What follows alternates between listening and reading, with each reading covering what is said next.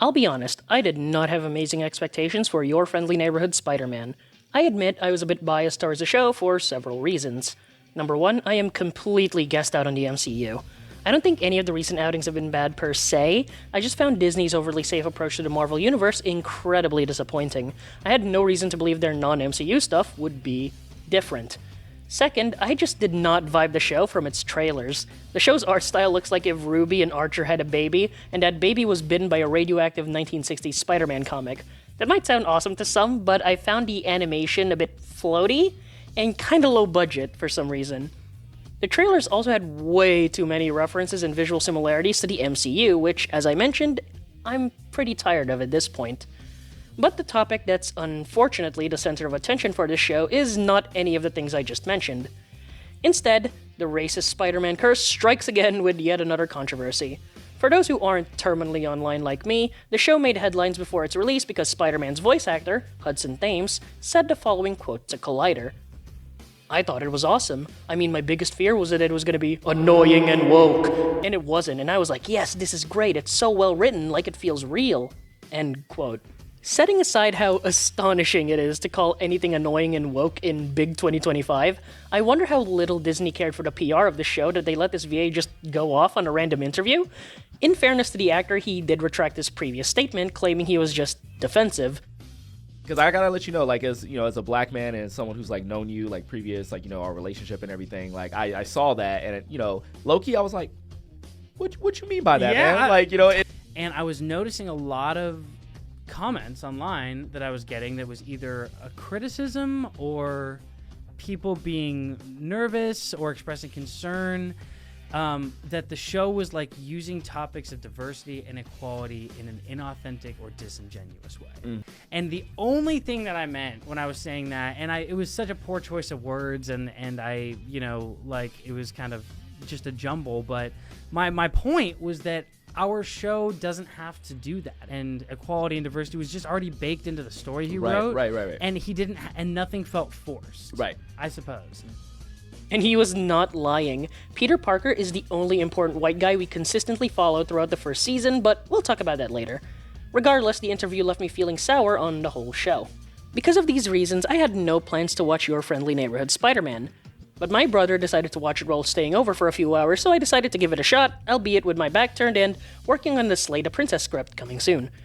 Amazingly, I ended up turning my chair a full 90 degrees and watched the show instead, a feat only accomplished by works of art like Apple TV's Severance and the Northern Line Misogyny Supercut.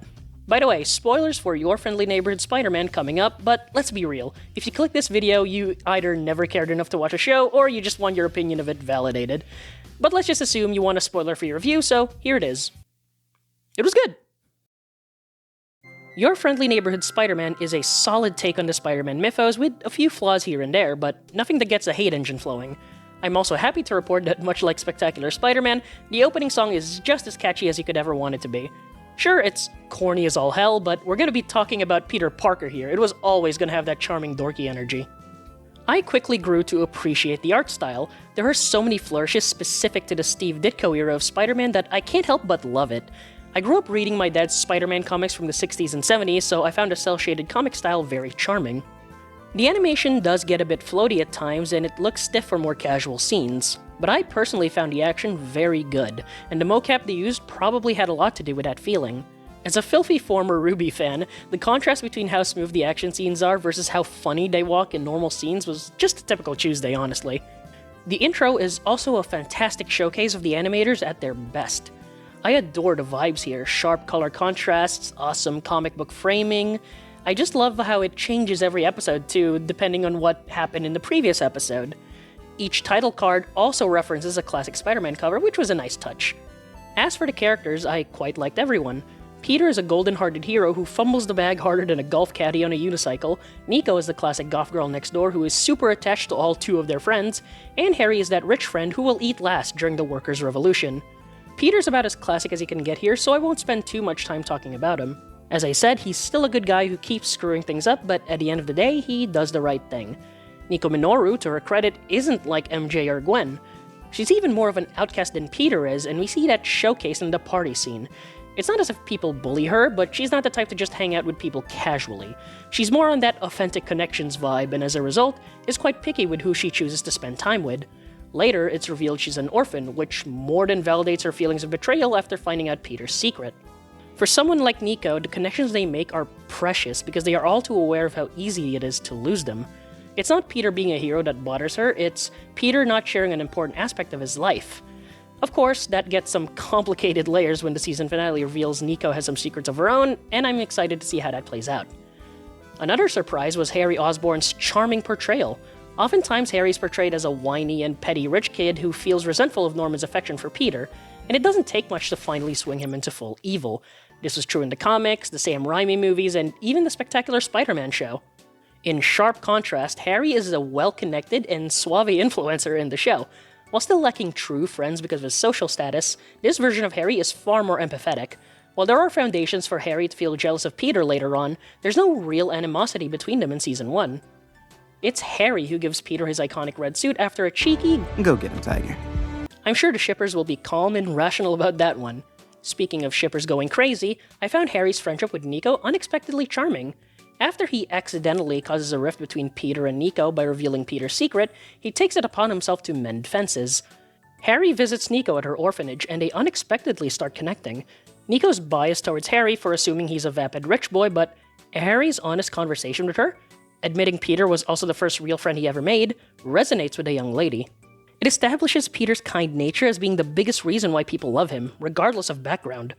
But one thing I want to point out, Neco and Harry became friends with Peter after he saved their lives.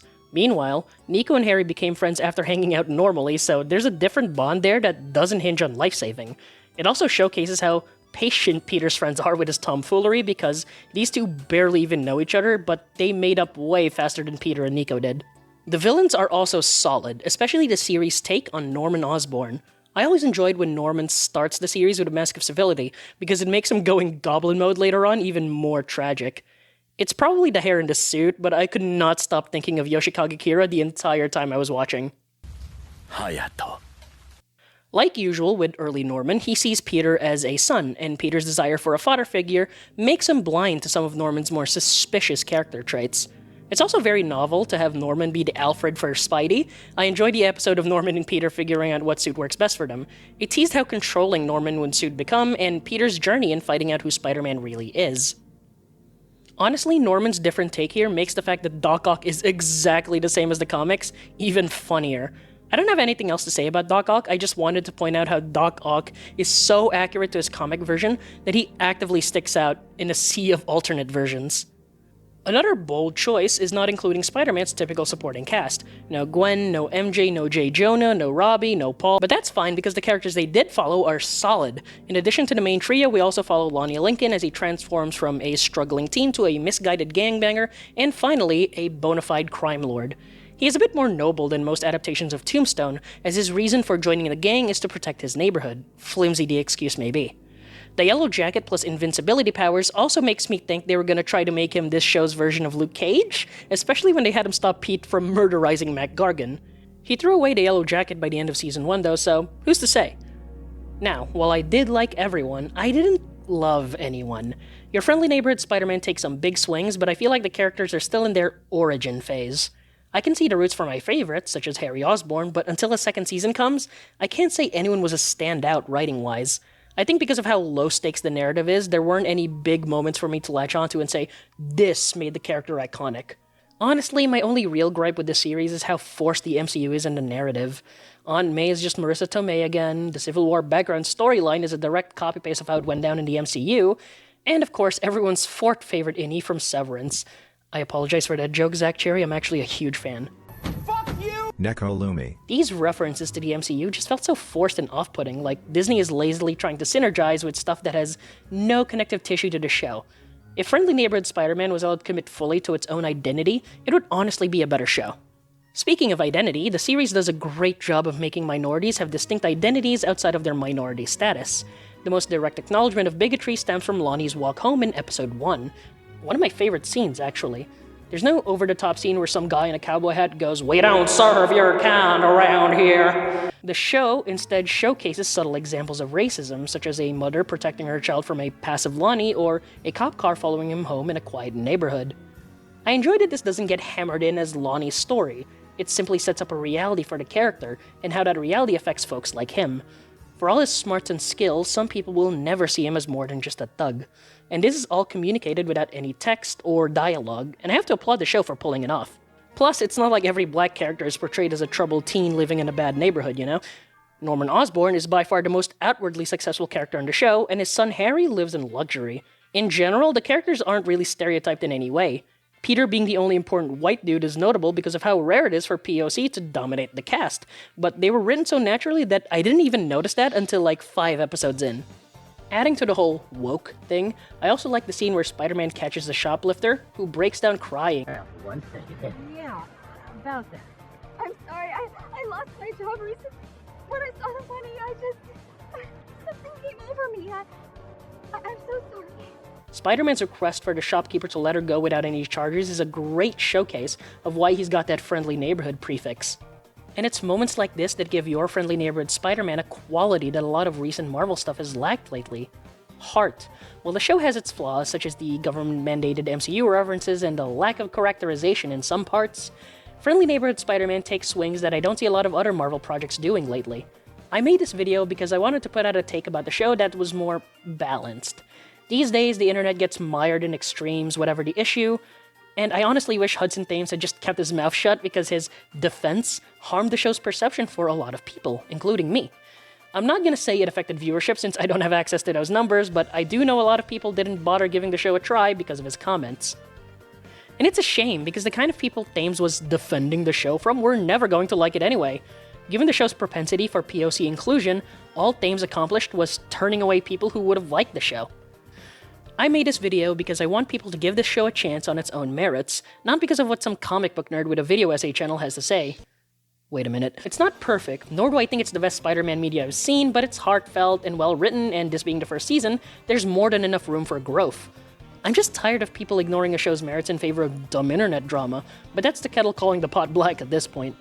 Showrunner Jeff Trammell also has a passion for Spider-Man that can be felt in the show and his interviews. He's not some for-hire director, and the show's very aesthetic showcases that. I roll my eyes at the MCU references, sure, but I adore the more obscure callouts and stylistic flourishes to the 1960s comics. It's inspiring to me that a guy who started as a security guard at Target got to write for one of his childhood superheroes. According to an interview with Collider, we have seasons 2 and 3 confirmed, and I'm excited to see Trammell and his team become even better. Overall, I give Your Friendly Neighborhood Spider-Man 4 or 5 Japanese Spider-Man out of 10. Oh god, I hope I'm not racist, Spider-Man.